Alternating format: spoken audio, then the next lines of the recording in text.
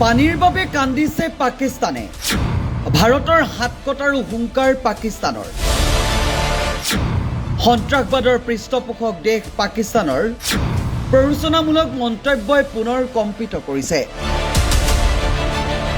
সিন্ধু জলচুক্তিক লৈ পুনৰ এবাৰ ভাৰতক লক্ষ্য কৰি লৈছে পাকিস্তানে। সন্ত্ৰাসবাদৰ পৃষ্ঠপোষকতাৰে ভাৰতৰ আভ্যন্তৰীণ শান্তি বিঘ্নিত কৰাৰ ষড়যন্ত্ৰ অহৰহ লিপ্ত হৈ থকা চুবুৰীয়া দেশখনে বাৰে বাৰে ভাৰতক লক্ষ্য কৰি লৈ প্ৰৰোচনামূলক বক্তব্য ৰাখি আহিছে।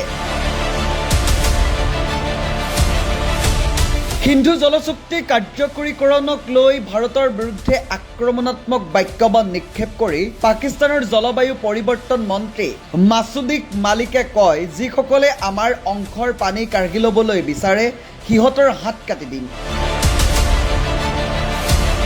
পাকিস্তানৰ তথ্যমন্ত্ৰী আতাউল্লাহ তাৰাৰ সৈতে এক যৌথ সংবাদমেল সম্বোধন কৰি মালিকে প্ৰধানমন্ত্ৰী নৰেন্দ্ৰ মোদীকো আক্ৰমণৰ লক্ষ্য কৰি লয়। তেওঁৰ অভিযোগ, প্ৰধানমন্ত্ৰী নৰেন্দ্ৰ মোদীয়ে পাকিস্তানলৈ এটোপাল পানীও যাবলৈ নিদিয়ে বুলি কোৱাৰ কথাষাৰ উল্লেখ কৰি কয় যে 1960 চনৰ সিন্ধু জল বণ্টন চুক্তি অনুসৰি পাকিস্তানৰ নিজৰ প্ৰাপ্য পানীৰ ওপৰত অধিকাৰ আছে আৰু ভাৰতৰ একপক্ষীয়ভাৱে পানীৰ প্ৰৱাহ বন্ধ কৰাৰ অধিকাৰ নাই। অৰ্থাৎ পাকিস্তানী মন্ত্ৰীগৰাকীয়ে সিন্ধু জলচুক্তিৰ কথা উল্লেখেৰে এক প্ৰকাৰে ভাৰতৰ প্ৰধানমন্ত্ৰী নৰেন্দ্ৰ মোদীৰে হাত কটাৰ হুংকাৰ দিছে। পাকিস্তানী মন্ত্ৰীৰ এই মন্তব্য পাকিস্তানৰ বিভিন্ন সংবাদ মাধ্যমৰ প্ৰচাৰিত হৈছে আৰু সামাজিক মাধ্যমতো ব্যাপকভাৱে ভাইৰেল হৈছে। 2025 চনত পাহেলগাম সন্ত্ৰাসবাদী আক্ৰমণৰ পিছতে ভাৰতে সিন্ধু জলবণ্টন চুক্তি স্থগিত ৰাখিছিল। সেই সময়ত প্ৰধানমন্ত্ৰী নৰেন্দ্ৰ মোদীয়ে মন্তব্য কৰিছিল, তেজ আৰু পানী একেলগে বৈ থাকিব নোৱাৰে। উল্লেখ্য যে 1960 চনৰ 19 ছেপ্টেম্বৰত বিশ্ব বেংকৰ মধ্যস্থতাত ভাৰত আৰু পাকিস্তানৰ মাজত সিন্ধু জলবণ্টন চুক্তি স্বাক্ষৰিত হৈছিল। এই চুক্তি অনুসৰি পূবমুখী নদীসমূহ শত্ৰুদ্ৰু, বিপাশা আৰু ইৰাৱতীৰ পানীৰ অধিকাৰ ভাৰতৰ, আনহাতে পশ্চিমমুখী সিন্ধু, চন্দ্ৰভাগা আৰু বেতস্তা নদীৰ পানীত পাকিস্তানৰো অধিকাৰ আছে। কিন্তু পহলগাম আক্ৰমণৰ প্ৰতিবাদত ভাৰত চৰকাৰে এই চুক্তি স্থগিত কৰাৰ পাছৰে পৰা পাকিস্তানে আন্তঃৰাষ্ট্ৰীয় মঞ্চতো ভাৰতৰ বিৰুদ্ধে একাধিক অভিযোগ উত্থাপন কৰি আহিছে।